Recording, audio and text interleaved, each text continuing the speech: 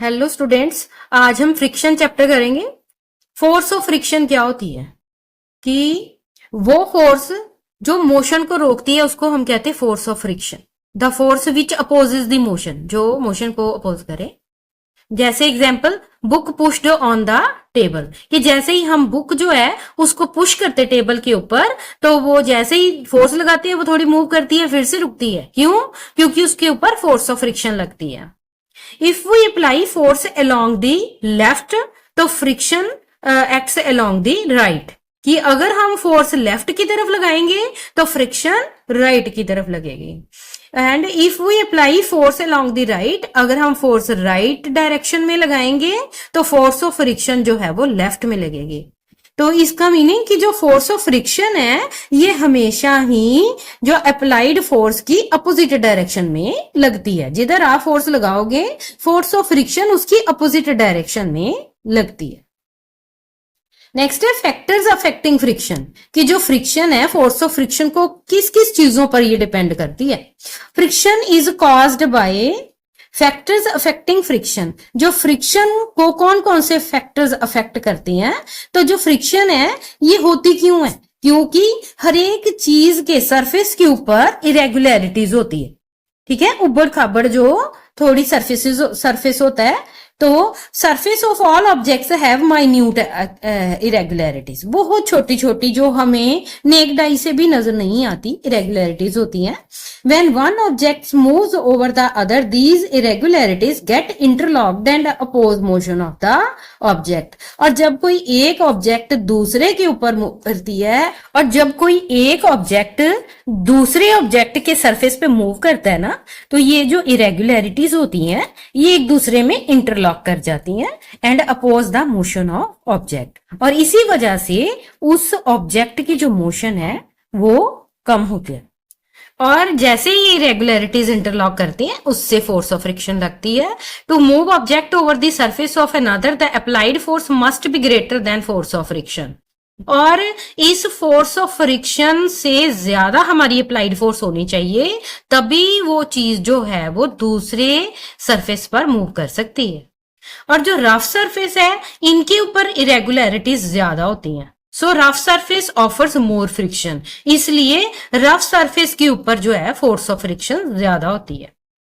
If two surfaces are pressed with force, तो friction will increase. अगर हम कोई दो सरफेसेस को दबा दें तो वहां पे जो फ्रिक्शन है वो बढ़ जाती है। जैसे कोई प्लेन जो फ्लोर है, कोई फर्श के ऊपर आप मैट्रेस जो है बिछा देते हो, तो वहां पे जो है चीज जल्दी मूव नहीं करती। क्यों? फोर्स ऑफ फ्रिक्शन बढ़ती है दो सरफेसेस जब प्रेस करते हैं।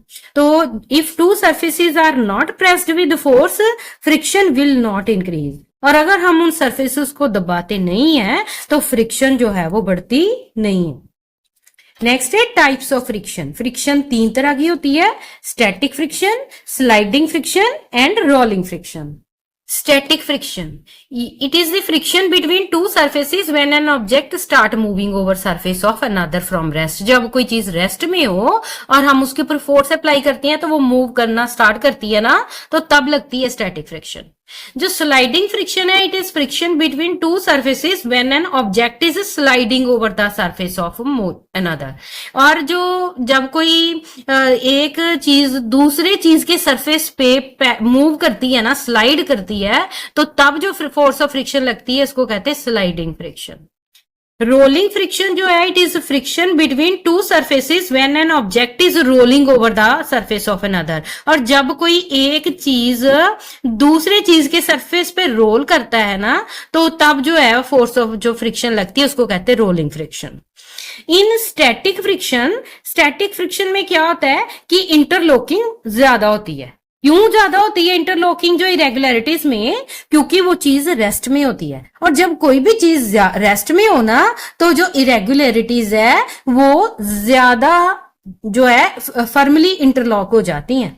और उस इंटरलॉकिंग को तोड़ने के लिए हमें ज्यादा फोर्स जो है फिर लगानी पड़ती है। इसलिए जो स्टैटिक फ्रिक्शन है इसमें हमें ज्यादा एक्सटर्नल फोर्स जो है लगानी पड़ती है। जो स्लाइडिंग फ्रिक्शन है इसमें क्या है, ये स्लाइडिंग मोशन से होता है कि एक चीज दूसरे के ऊपर मूव कर रही है, तब जो फ्रिक्शन लगती है उसको कहते हैं स्लाइडिंग फ्रिक्शन। और इसमें जो इरेगुलरिटीज है डोंट इंटरलॉक स्ट्रांगली, इसमें जो इरेगुलरिटीज है वो ज्यादा स्ट्रांगली जो है वो नहीं होते इंटरलॉक। क्यों? क्योंकि उनमें काइनेटिक एनर्जी है, वो मूव कर रही है पहले से ही, तो वो इतनी जल्दी इंटरलॉक नहीं करते। तो इस केस में फिर क्या होता है स्लाइडिंग फ्रिक्शन में कि less force required to overcome sliding friction, इसलिए यहां पे हमें कम फोर्स लगानी पड़ती है स्लाइडिंग फ्रिक्शन को कम करने के लिए। और जो रोलिंग फ्रिक्शन है इसमें क्या है, एक चीज दूसरे के सरफेस पर रोल कर रही होती है, तो इस केस में क्या होता है इंटरलॉकिंग बहुत ज्यादा वीक होती है इरेगुलरिटीज में, क्योंकि काइनेटिक एनर्जी होती है मूवमेंट की वजह से। तो यहां पे जो फोर्स रिक्वायर्ड है to overcome rolling friction is less than sliding friction, कि यहां पे जो फ्रिक्शन है वो स्लाइडिंग फ्रिक्शन से भी लेस जो है वो होती है। नेक्स्ट है कि जो स्टैटिक फ्रिक्शन है ये हमेशा स्लाइडिंग फ्रिक्शन से ज्यादा होती है। क्यों? क्योंकि यहाँ पे चीज रेस्ट में होती है, रेस्ट में करने की वजह से उनमें इंटर लॉकिंग ज्यादा इरेगुलरिटीज में, इसलिए इसमें सबसे ज्यादा फ्रिक्शन जो है वो स्टैटिक फ्रिक्शन होती है। Static friction is greater than sliding friction, और स्लाइडिंग फ्रिक्शन स्टैटिक फ्रिक्शन से कम होती। क्यों? क्योंकि इसमें पहले से चीज मूव कर रही होती है और काइनेटिक एनर्जी की वजह से इंटरलॉकिंग ज्यादा स्ट्रांग नहीं होती। और जो रोलिंग फ्रिक्शन में है ये क्या है, ये सबसे कम फ्रिक्शन होती है इसमें। जो स्लाइडिंग फ्रिक्शन है वो रोलिंग फ्रिक्शन से ज्यादा है, क्योंकि इसमें रोल करती है चीज, और जो सरफेस इन कांटेक्ट जो है वो कम होता है, और काइनेटिक एनर्जी की वजह से इंटरलॉकिंग नहीं होती, रेगुलरिटीज में बहुत वीक होती है। नेक्स्ट है फ्रिक्शन अननेसेसरी इविल, कि जो फ्रिक्शन है ये एक जरूरी बुराई है। क्यों? क्योंकि जो फ्रिक्शन है इसके हमें कुछ फायदे भी है और कुछ नुकसान भी है। एडवांटेजेस क्या है फ्रिक्शन के, क्या फायदे हैं फ्रिक्शन के, कि जो फ्रिक्शन है इनेबल्स अस टू वॉक, कि जो हम धरती पे चल रहे हैं और यहाँ रन कर रहे हैं ये सिर्फ हम फ्रिक्शन की वजह से ही कर पाते हैं। क्यों? क्योंकि जब हम वॉक या रन करते हैं तो ग्राउंड पर जो फोर्स अप्लाई करते हैं और जो फ्रिक्शन फोर्स जो है हमें स्लिप होने से बचा लेती है। सेकंड है कि जो फ्रिक्शन है enables us to write और होल्ड थिंग्स, और जो फ्रिक्शन है इसी की वजह से ही हम कॉपी पर लिख पाते हैं और चीजों को पकड़ पाते हैं। क्यों? क्योंकि जब हम पेन से लिखने में जो फ्रिक्शन हेल्प करती है और चीजों को पकड़ने में भी फ्रिक्शन हेल्प करती है। जैसे अगर गिलास के ऊपर ऑयल लग जाए तो हमारे हाथ से वो फिसल जाता है, क्योंकि जो फोर्स ऑफ फ्रिक्शन है उस टाइम नहीं होती। नेक्स्ट है friction produces desired amount of heat, friction से ही अगर हम आग लगाना चाहें तो फ्रिक्शन से लगती है। जैसे माचिस है, आप देखते हो कि आप तीली को रगड़ते हो तो तभी आग लगती है। Friction allows objects to slow down और स्टॉप व्हेन डिजायर्ड, कि जो फ्रिक्शन है ये अगर कोई चीज मूव कर रही है तो वो उसको स्लो डाउन भी कर सकती है और स्टॉप भी कर सकती है। जैसे आप व्हीकल कोई चला रहे हो तो आप ब्रेक्स लगाते हो, और जो फिर क्या होता है कि जो ब्रेक के पैड्स हैं और व्हीकल में फिर फ्रिक्शन स्टार्ट हो जाती है और उससे वो चीज स्लो हो जाती है। डिसएडवांटेजेस ऑफ फ्रिक्शन, फ्रिक्शन के नुकसान क्या है? Friction causes wear and tear, ये तोड़फोड़ करता है, चीजों को घिसा देता है। जैसे आप देखते हो कि जो जूते हैं जब हम ज्यादा यूज कर लेते हैं उनको तो नीचे से सोल घिस जाता है, वो फ्रिक्शन की वजह से ही है। नेक्स्ट है friction slows down motion of object when it is not desired, कई बार क्या होता है कि हम किसी ऑब्जेक्ट के मोशन को रोकना नहीं चाहते पर वो रुक जाती है। क्यों? फ्रिक्शन की वजह से। एग्जाम्पल जैसे आप कीचड़ वाली जगह पे व्हीकल अगर आप चलाना चाहते हो वो ज्यादा स्पीड से नहीं चला सकते, क्योंकि वहां पे फोर्स ऑफ फ्रिक्शन कीचड़ की वजह से बढ़ जाता है। नेक्स्ट है friction produces undesired amount of heat, जो फ्रिक्शन है ये जो हीट जो है वो पैदा करता है। जैसे आप जो टायर है, जब लगातार कोई व्हीकल चलते हैं टायर घिसते हैं, फ्रिक्शन की वजह से हीट पैदा होती है। इसी तरह जो मशीन है, कोई भी मिक्सी आप लगातार चलाते हो तो वहां पर भी फ्रिक्शन की वजह से हीट पैदा होती है और वो उसकी जो मिक्सी की मोटर है वो भी खराब हो जाती है। नेक्स्ट है वेज ऑफ इंक्रीजिंग फ्रिक्शन, क्या क्या ढंग है फ्रिक्शन को बढ़ाने के। कि सबसे पहले क्या है कि आप कैसे बढ़ा सकते हो फ्रिक्शन को, कि उस सरफेस को रफ बनाओ। Roughness in surface that is in contact. जितना रफ सरफेस होगा उतनी ही इरेगुलरिटीज ज्यादा होंगी, और जो इंटरलॉकिंग ऑफ इरेगुलरिटीज से वहां पे फोर्स ऑफ फ्रिक्शन भी बढ़ जाएगी।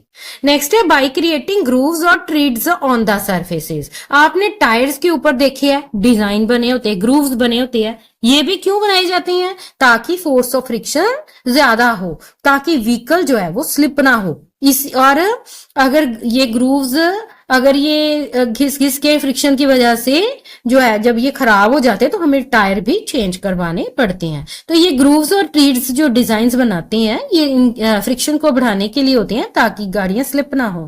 Apply A course substance on the contact surface. Course word का मीनिंग होता है कि कोई खुरदरी चीज जो है वो कांटेक्ट सरफेस के ऊपर लगाना। जैसे आपने देखा है जब कुश्ती करती है तो उसमें क्या होता है, वो सबसे पहले मिट्टी रगड़ते हैं अपने हाथों के ऊपर, ठीक है, ताकि जो फोर्स ऑफ फ्रिक्शन बढ़ जाए और वो जब कुश्ती करें एक दूसरे से तो वो एक दूसरे की पकड़ में आ जाए। वेज ऑफ रिड्यूसिंग फ्रिक्शन, कि आप फ्रिक्शन को घटा कैसे सकते हो। अगर घटाना है फ्रिक्शन को तो फिर क्या करना है, सरफेस को स्मूथ होना चाहिए। जितना स्मूथ होगा उतनी इरेगुलरिटीज भी कम होंगी, इंटरलॉकिंग कम होएगी उसमें, और फिर वो फ्रिक्शन भी कम होगी। नेक्स्ट है फ्रिक्शन घटाने का दूसरा तरीका है कि आप उसको ऑयल दो, ग्रीस लगा दो उसके ऊपर, लुब्रिकेंट्स जिस लगाओ, यूज करो, ग्रीस वगैरह लगाओ उसके ऊपर, कांटेक्ट सरफेसेस के ऊपर, उससे भी फ्रिक्शन कम होती है। नेक्स्ट है use rollers, ball bearings and wheels to convert the sliding friction to rolling friction. तो और क्या है कि आप रोलर्स यूज करो। जैसे आप देखते हो कि टायर्स लगाए जाते हैं, कोई हैवी व्हीकल है, कोई भी है, ट्रक हो गया, कार हुई, तो रोलर्स लगाए जाते हैं ताकि जो है वो उसके वेट को सह सके। और जो बॉल बियरिंग्स है, आपने देखे पंखों के बीच में बॉल बियरिंग्स लगाई जाती हैं, और टायर्स में भी ये फिटिंग होती है इसकी, ताकि जो स्लाइडिंग फ्रिक्शन है वो रोलिंग फ्रिक्शन में चेंज हो जाए। और आपने देखा है कि सूट केसेस के नीचे भी व्हील्स लगे होती हैं, वो भी इसका भी वही कारण है कि इससे जो व्हील्स लगने से स्लाइडिंग फ्रिक्शन रोलिंग फ्रिक्शन में कन्वर्ट हो जाती है और रोलिंग फ्रिक्शन कम होती है। फ्लूइड फ्रिक्शन, देखो फ्लूइड में क्या आता है, लिक्विड भी आती है, गैसेस भी आती है। तो in science common name for gases and liquids is fluid. Gases और लिक्विड्स को ही हम फ्लूइड कहते हैं। Air which is very light and thin exert frictional force on objects moving through it. जो एयर है ये हमारे हर तरफ है एटमॉस्फेयर में, और ये जो एयर है ये बहुत लाइट है, और इसकी जो लेयर है ना ये फ्रिक्शन फोर्स कॉज करती है ऑब्जेक्ट्स के ऊपर। तो इसी वजह से ही जो चीजें हैं वो मूव कर पाती हैं। नेक्स्ट है frictional force exerted by fluids to motion of bodies passing through them is called fluid friction. और इसी तरह जैसे कि एयर है, इसी तरह लिक्विड में भी जो एयर और लिक्विड दोनों में जो है फ्रिक्शन लगती है, इसको हम फ्लूइड फ्रिक्शन कहते हैं। Fluid friction depends upon the speed of object and its shape. और जो फ्लूइड्स में फ्रिक्शन है यानी लिक्विड और गैसेस में जो फ्रिक्शन लगती है ना, ये दो चीजों पर डिपेंड करती है कि उस चीज की स्पीड कितनी है, और दूसरा है कि उसकी शेप कैसी है। Due to high speed shooting stars get burned while entering the atmosphere due to fluid friction. तो जैसे आपने देखा है कि जो शूटिंग स्टार्स है वो जब ये बहुत ज्यादा स्पीड से घूमते हैं एटमॉस्फेयर में तो उनको आग लग जाती है। उसका भी क्या कारण है, क्योंकि वो जब स्पीड ज्यादा होती है फ्रिक्शन बढ़ जाती है, और उस फ्रिक्शन की वजह से ही उनको आग लगती है। नेक्स्ट है शेप। जो स्ट्रीमलाइंड शेप्स है ना, जैसे फिशेस हैं, बर्ड्स हैं, शिप्स है, एरोप्लेन्स है, सबमरीन्स है, इनको सभी को स्ट्रीमलाइंड शेप में बनाया जाता है कि आगे से ये कम चौड़ी होती हैं, बीच में से चौड़ी, और पीछे से फिर से ये कम चौड़ी होती हैं, ताकि जो इससे फ्लूइड फ्रिक्शन इसकी कम हो जाए और ये आसानी से मूव कर सके। तो ये है आज की हमारी वीडियो।